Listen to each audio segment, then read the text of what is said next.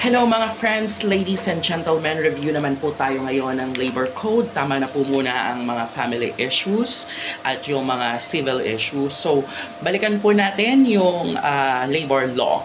Ang pag-usapan naman po natin ngayon ay ang meal period, which is naroon po sa Article 85 ng ating Labor Code of the Philippines. At ang sinabi doon sa Article 85 is that it is the duty of the employer to give their employee not less than 60 minutes of time off for their meal period.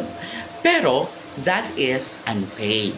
So, sa loob ng 8 oras na pagtatrabaho, dapat mayroong isang oras na hindi bayad para sa meal period. So, aabutin kayo ng 9 na oras sa kumpanya kapag excluded yung 1 hour na meal period. Ngayon, maaari bang mag-bargain yung employee ng 30 minutes meal period lamang para sila ay makauwi ng maaga? Oo, pwede. Kung papayag ang kumpanya na kayo ay bigyan ng 30 minutes meal period, that is still unpaid na 30 minutes meal period para mas maaga kayo ng at least 30 minutes sa pag-uwi, okay lang din naman yan. Yan po ay hindi naman paglabag sa batas or sa labor code.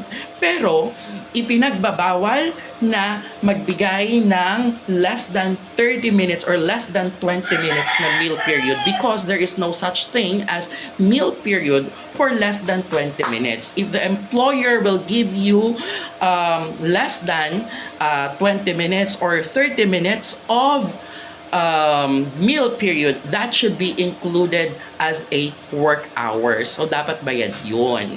Kaya kung titingnan ninyo, may mga ibang kumpanya na binibigyan lamang nila ng 30 minutes na meal period ang kanilang mga empleyado, pero ang ginagawa nila dahil masyado silang mabait, sinasama nila yon sa 8 hours work or 8 hours shift. So, yung mga empleyado nila is tumatagal lamang ng 8 oras sa loob ng kumpanya at binibigyan nila ng 30 minutes na meal period kasama doon sa 8 hours. Sino ba naman ang aayaw niyan kaysa naman magstay ka sa kumpanya ng 9 na oras, 'di ba?